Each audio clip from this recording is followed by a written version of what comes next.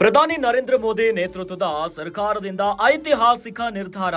ಲೋಕಸಭೆಯಲ್ಲಿ ಒಂದು ರಾಷ್ಟ್ರ ಒಂದು ಚುನಾವಣೆ ಮಸೂದೆ ಮಂಡನೆಯಾಗಿದೆ. ಕೇಂದ್ರ ಕಾನೂನು ಸಚಿವ ಅರ್ಜುನ್ ಮೇಘವಾಲ್ ರಿಂದ ಮಸೂದೆ ಮಂಡನೆಯಾಗಿದೆ.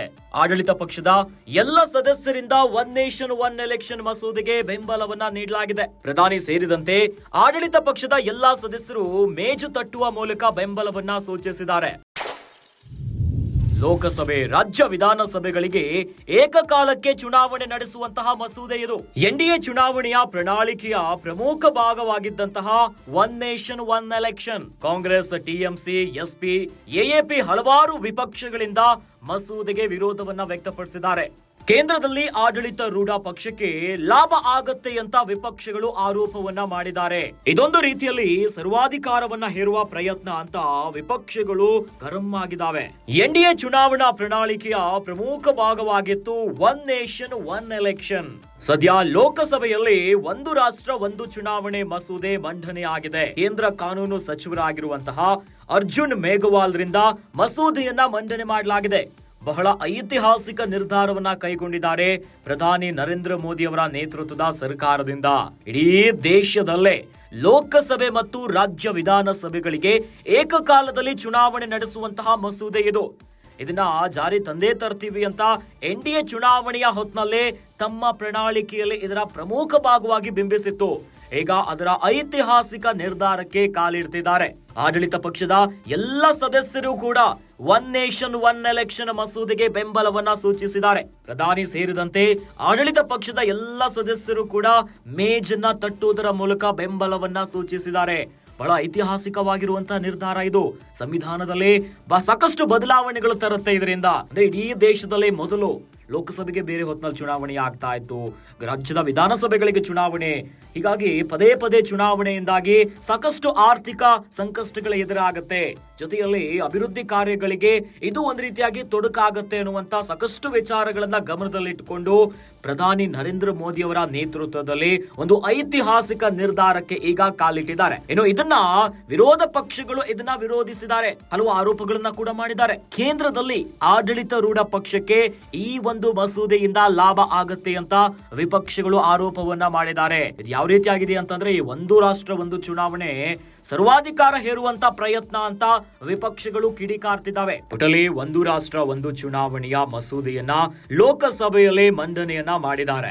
इंट्रोडक्शन पे अपनी आपत्ति उठाई है जो विशेष रूप से लेजिस्लेटिव कॉम्पिटेंस से संबंधित है। मैं मेरी बात ज्यादातर लेजिस्लेटिव कॉम्पिटेंसी के विषय पे ही रखना चाहता हूं। माननीय सदस्यों द्वारा rules of procedure and conduct of business in Lok Sabha के रूल 72 में वर्णित procedure when introduction of A bill opposed, इसके तहत जो आपत्तियां उठाई गई है वो उसके बारे में मैं कुछ बातें माने सदन में कहना चाहता हूं। सर, एक विषय आया कि एक समय एक विषय आया कि आर्टिकल 368 का ये उल्लंघन करता है। माननीय अध्यक्ष जी, आर्टिकल 368 संविधान में जो संशोधन करने की प्रक्रिया है उसके बारे में बताता है, संसद को शक्ति देता है। तो ऐसा तो है नहीं कि 368 संविधान में ही लिखा हुआ है। प्लीज माननीय सदस्य। उसके बाद एक विषय आया कि संविधान का अनुच्छेद 3 to 7 है, ये सदन को विधानमंडलों के चुनाव के संबंध में प्रावधान करने का जो अधिकार देता है उसके बारे में आप क्या कहना चाहते हो? तो मैं ये कहना चाह रहा हूं कि संविधान का अनुच्छेद 327 संसद को पार्लियामेंट को अधिकार देता है, विधानमंडलों के चुनाव के संबंध में प्रावधान करने का अधिकार देता है। इसमें कहा गया है कि संविधान के प्रावधानों के अधीन संसद समय समय पर कानून द्वारा संसद के किसी भी सदन या विधानमंडल के किसी भी सदन के चुनाव से संबंधित सभी मामलों के संबंध में प्रावधान कर सकती है। Sir, it is a constitutional provision. मैं वही बता रहा हूं। किसी राज्य की मतदाता सूची की तैयारी, निर्वाचन क्षेत्रों का परिसीमन और ऐसे सदन या सदनों के उचित गठन को सुनिश्चित करने के लिए आवश्यक अन्य सभी मामले इसमें शामिल हैं। एक साथ चुनाव के उद्देश्य से संवैधानिक संशोधन अधिक सुव्यवस्थित, चुनावी प्रक्रिया की आवश्यकता के साथ संघीय स्वायत्तता को संतुलित कर सकते हैं। इस प्रकार अनुच्छेद 83 संसद के सदनों की अवधि और 172 राज्यों के विधानमंडलों की अवधि में संशोधन करके चुनाव को एक कानूनी ढांचे के भीतर सिंक्रोनाइज किया जा सकता है, जो संसदीय संप्रभुता को बरकरार रखता है। क्या राज्य सरकारों की स्वायत्तता, ये विषय ये भी आया, ऑटोनॉमी।